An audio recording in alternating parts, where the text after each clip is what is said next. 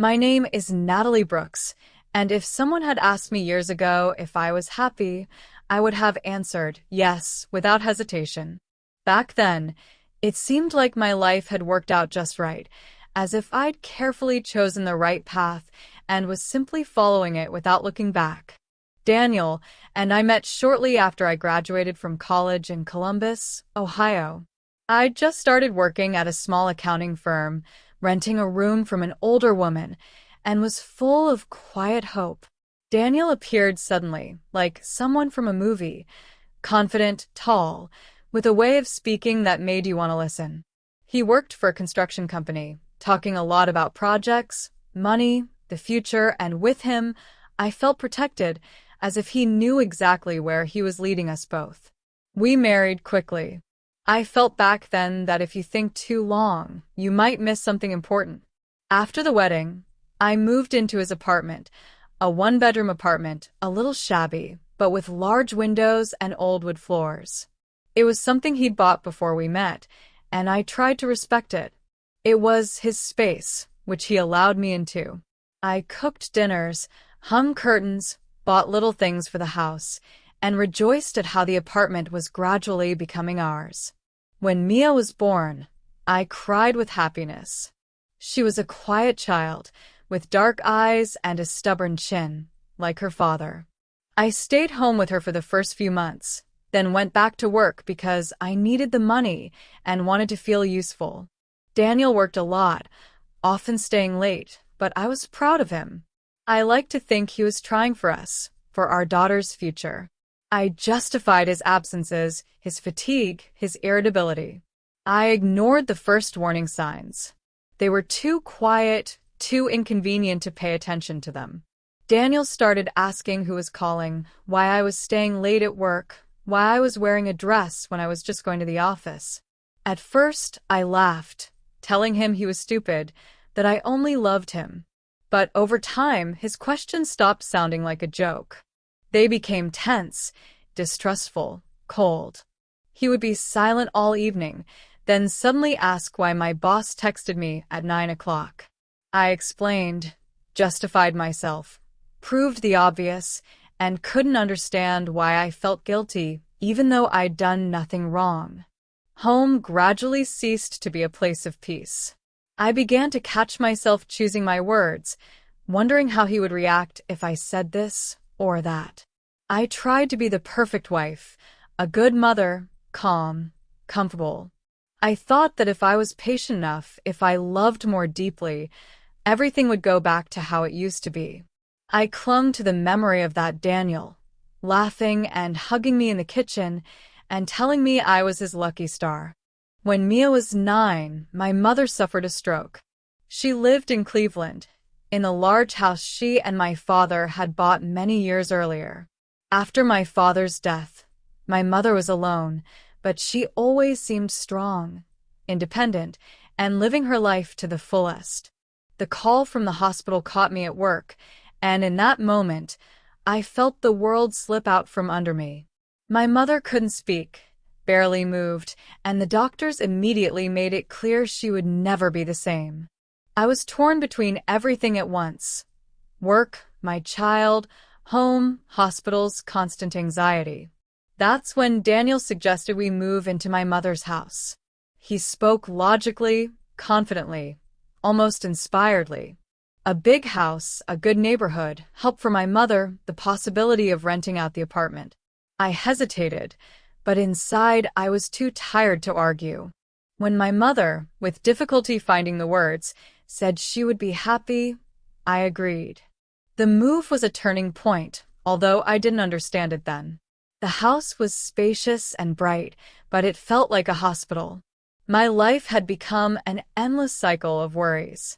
I hired a daytime nurse, but the evenings and nights were mine. I fed my mother, washed her, changed her sheets, listened to her heavy breathing, and tried not to cry in front of her. Daniel barely participated. He said he was tired, that it wasn't his responsibility, that he hadn't signed up for this life. Mia began to withdraw. She was irritated by the smell of medicine, the silence, the need to be careful. She spent more and more time with my father, laughing with him, retreating to her room when I asked for help. I felt myself becoming alone, as if a transparent but impenetrable wall had risen between me and the rest of the world. I didn't yet know that betrayal, divorce, and years of loneliness lay ahead. I still hoped that this was temporary, that we would get through this, that love would triumph. But sometimes, standing at night in the kitchen of a large, strange house, I'd catch my reflection in the dark window and not recognize the woman looking back at me. Over time, I stopped counting the days. Life in my mother's house flowed strangely, viscously, as if each new dawn were simply a continuation of the last. In the morning, I'd rise before everyone else, make breakfast, check my medications, wait for the nurse, and only then rush to work. In the evening, everything repeated itself in reverse. Only my strength waned with each passing day. I got used to the smell of hand sanitizer, the sound of my walker, my mother's heavy breathing through the wall. I got used to it, but I still couldn't accept it. Daniel was staying late more and more often. He'd say there were rush jobs, new contracts, complex projects. I only half listened to him because fatigue was stronger than jealousy. Sometimes he'd return late, irritated, sometimes too cheerful for a man who'd supposedly spent the whole day at a construction site. He barely looked at me, didn't ask questions, didn't care how my day had gone. We began to live in parallel, like neighbors, united only by a shared space and a child. Mia changed the most. At 10, she already knew how to be cruel. She winced when passing my mother's room, complained that the house always stunk, and grew angry when I asked her to keep her voice down. One day, I overheard her tell my father that she was ashamed to invite her friends over. Those words hit me harder than any reproach. I tried to explain to her that my grandmother was sick, that she needed help, that it was temporary, but Mia looked at me as if I was imposing someone else's life on her. Daniel always took her side in such moments. He said I was overburdening the child, that she didn't have to live amid illness and suffering. I felt a rift forming between us, but I didn't know how to stop it. I had neither the energy nor the time for conversations that would always end in arguments. A year passed, then another. I had aged, and it wasn't just the numbers. My face had become sterner, my shoulders more tense, my gaze weary. I increasingly found myself thinking that I couldn't remember the last time I'd done something for myself. I lived by a schedule that left no room for desires, only for obligations. And that's when the strange calls started. At first, they were small things. Daniel would go out onto the balcony to talk, turn the volume down, turn his phone face down. I didn't want to dwell on the negative. For too long, I'd convinced myself that trust was a choice you had to make every day. But then an old neighbor from our old apartment called. She spoke carefully, as if afraid to hurt me, but every word she said pierced me like a needle. Young women. Different. Laughter. Frequent visits. When I asked Daniel directly, he didn't hesitate. He didn't even raise his voice. He said he was showing the apartment to potential tenants, that I was stressing myself out, that I had enough problems as it was. His calmness confused me. I chose to trust again because the alternative was too scary. But doubt had already settled in. It grew slowly, poisoning my thoughts. I began to notice details I'd previously overlooked. New shirts, a foreign scent, detachment. And then one day I saw it, a lipstick mark on his collar. Subtle, but too obvious to be an accident. I stood in the bathroom, holding the shirt in my hands, and I knew that if I didn't admit the truth now, I'd be betraying myself. I didn't make a scene. I simply waited. And when Daniel left on another business trip, I drove to our old apartment. I still had the key. I didn't think about what I'd do if I saw him there. Maybe I was hoping I was wrong. I was wrong about only one thing. I underestimated how painful it could be. The sounds from the bedroom were more eloquent than any words. I didn't even remember the woman's face. I only remember a chill in my chest and a strange feeling of emptiness, as if something inside me had finally broken. Daniel didn't apologize. He spoke boredly, as if explaining the obvious. He said I had changed, that I was always busy, that he felt better with another woman. I left without slamming the door. At that moment, I realized I would no longer beg, argue, or save. Divorce had become as inevitable as the changing seasons. Messy, long, humiliating. The most terrifying thing wasn't dividing the property, but listening to my own daughter say she wanted to live with her father. She said it calmly, confidently, as if she'd made up her mind long ago. I smiled in the courtroom, but inside, everything was screaming. When Mia left with him, the house became completely empty. Mom was silent, but I saw the pain and guilt in her eyes. I was left alone among walls soaked with illness and memories. I didn't yet know how many years it would take me to learn to breathe again, or what price I would have to pay for this silence. After the divorce, time lost its familiar shape. Days were no longer divided into weekdays and weekends. They simply dragged on, one after another, identical and heavy. The house became even quieter than before. Mia no longer ran through the hallways, slammed doors, or played music too loudly. Everything in her room remained as it had been the day she left, and at first, I couldn't bring myself to clean it. I felt like if I touched her things, she would disappear forever. I lived for two things: caring for my mother and the rare visits with my daughter. By court order, Mia was supposed to visit me on weekends, and for the first few months, I looked forward to these days like holidays. I prepared in advance, buying her favorite foods, planning walks, movies, and small joys that would remind her that she was loved here, too. Sometimes these weekends were truly warm. We laughed, reminisced about childhood memories, and I caught myself thinking that perhaps not all was lost. But gradually something changed. At first, Mia started canceling meetings. She said she had rehearsals, friends' birthdays, trips with her father. I tried not to be offended, convincing myself that it was important for teenagers to feel free. I didn't want to be an intrusive mother. I didn't want to pressure her. But every canceled visit left a void that couldn't be filled. The calls grew shorter. The messages grew colder.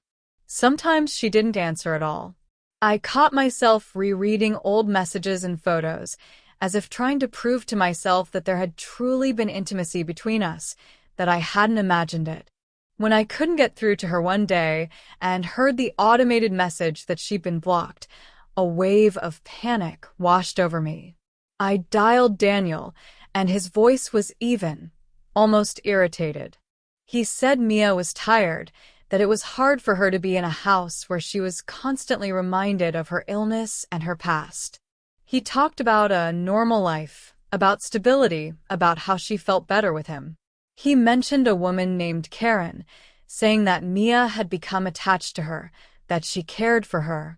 I listened and felt myself being slowly but surely written off. Not loudly, not scandalously, but casually, like someone erasing an unnecessary entry.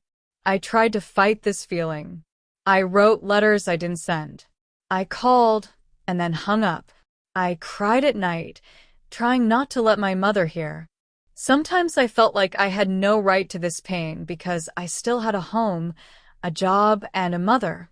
But the loss of a child, even if she's alive, is a special kind of grief, one that's not usually spoken about out loud. My mother gradually began to recover. She began walking slowly with support, her speech improved, and sometimes we could even talk for long periods. She saw what was happening to me, even when I tried to hide it. One day, she said I'd lived for others for too long and forgotten about myself. I was angry then. I felt like if I stopped being needed, I'd disappear completely. The years passed. Mia grew up without me. I learned about her life by chance, through other people's photographs, rare rumors, scraps of information. She went to college, then moved to another state. I no longer tried to intrude. Somewhere deep down, I still hoped that one day she would call, that she wanted to talk, that she would remember. When my mother died, the world seemed to stop. Her passing was quiet, almost imperceptible, and there was something cruelly symbolic about it. I cried, but along with the grief came a strange relief. My life no longer revolved around caregiving and responsibilities. I was left alone in a large house, full of echoes and memories. I began unpacking, opening windows, slowly bringing life back to this place. That's when I received a call from an unfamiliar number. I didn't immediately recognize Mia's voice. It had become more mature, firmer. She asked to meet just to talk. I agreed without hesitation, though my insides were clenched with fear and hope. I didn't know what my daughter had become, and I was afraid to see it. But even more, I was afraid that if I refused, there might not be a second chance.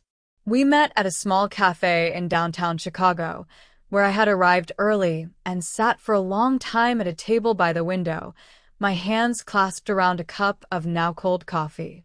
I watched the passers-by and tried to imagine what she would become. That girl with the disheveled hair and the permanent scrape on her knee still lingered in my mind. When the door opened and a young woman in a formal coat walked in, I didn't immediately realize it was Mia. She had changed more than I could have imagined.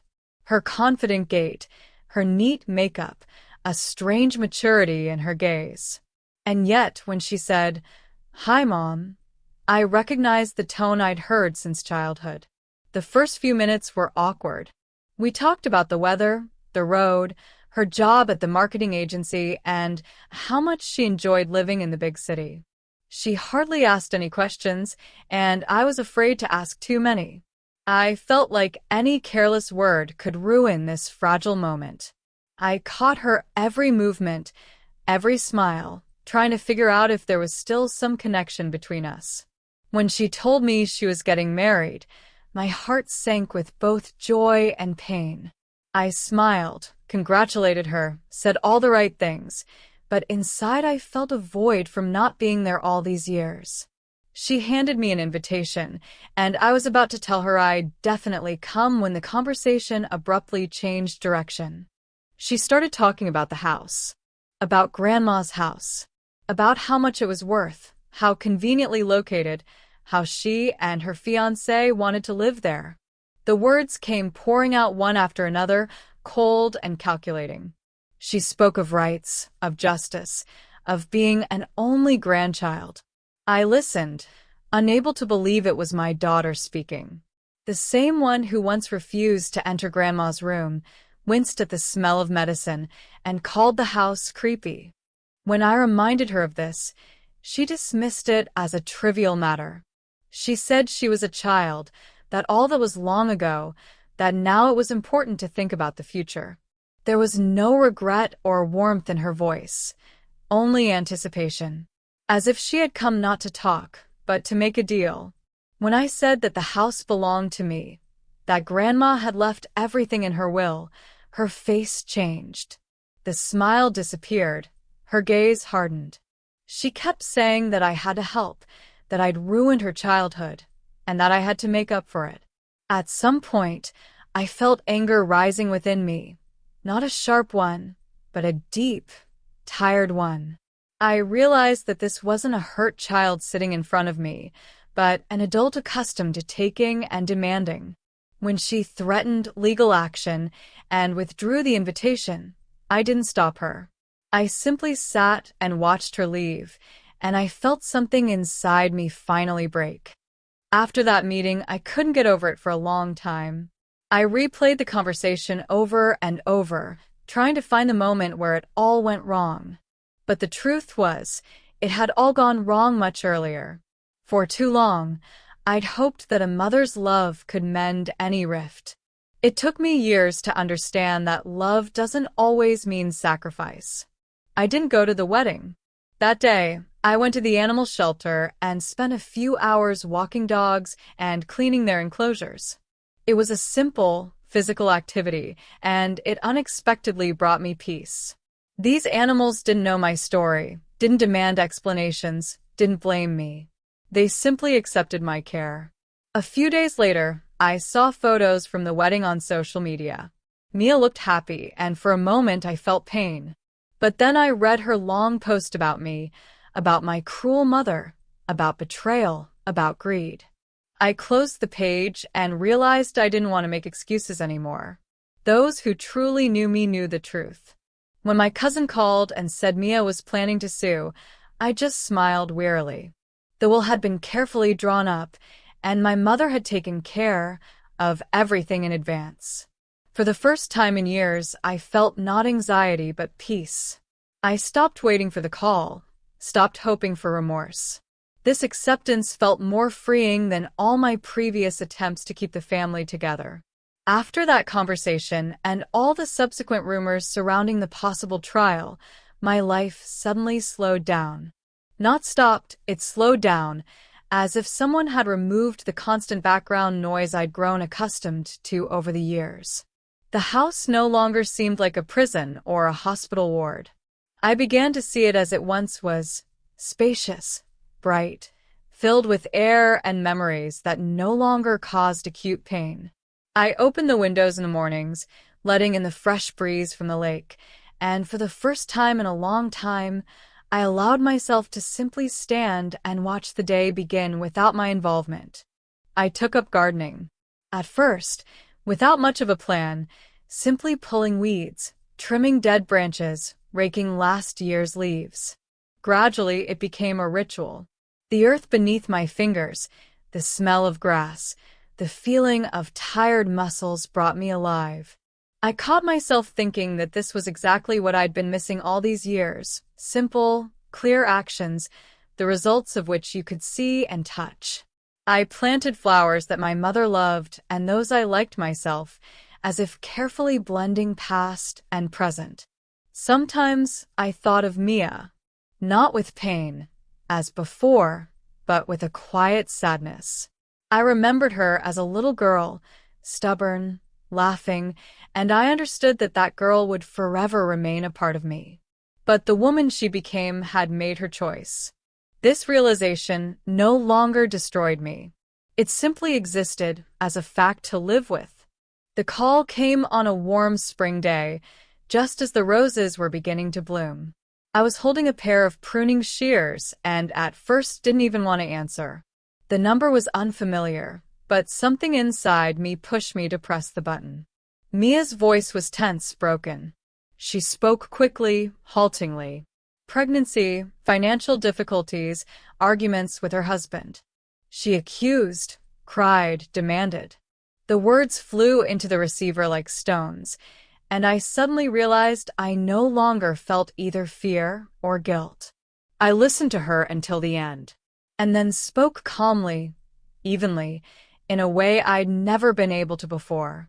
I reminded her of the years I'd tried to be there, of the letters and calls, of blocked numbers and locked doors. I said that love doesn't give you the right to manipulate, and kinship doesn't mean unconditional access to someone else's life and money. Mia shouted and interrupted, but I didn't raise my voice. For the first time in my life, I didn't make excuses. When I said I wouldn't help, there was silence. That silence held so much: anger, despair, resentment. I wished her and her child health and strength, and those were sincere words. But then I said goodbye, not with anger, but with finality. When the call ended, my hands were shaking, but inside I felt surprisingly empty and calm at the same time. I stood in the garden for a long time, listening to the birds singing, feeling the warm sun on my face. I was afraid to admit it to myself, but I knew I was done waiting. I wasn't waiting for apologies. I wasn't waiting for love. I wasn't waiting for a return. I had chosen myself. This choice had come at a high price, but it was honest. That evening, I sat on the porch with a cup of tea and watched the sky darken. My life no longer revolved around other people's decisions and expectations. I could go wherever I wanted, do what I loved, make plans without looking back. Home ceased to be a legacy of pain and became a place where I could breathe. I knew there would still be difficult moments ahead, loneliness, doubt. But I also knew I could cope, because for the first time in many years, my life was my own. And in this silence, among the flowers I had grown myself, I felt free.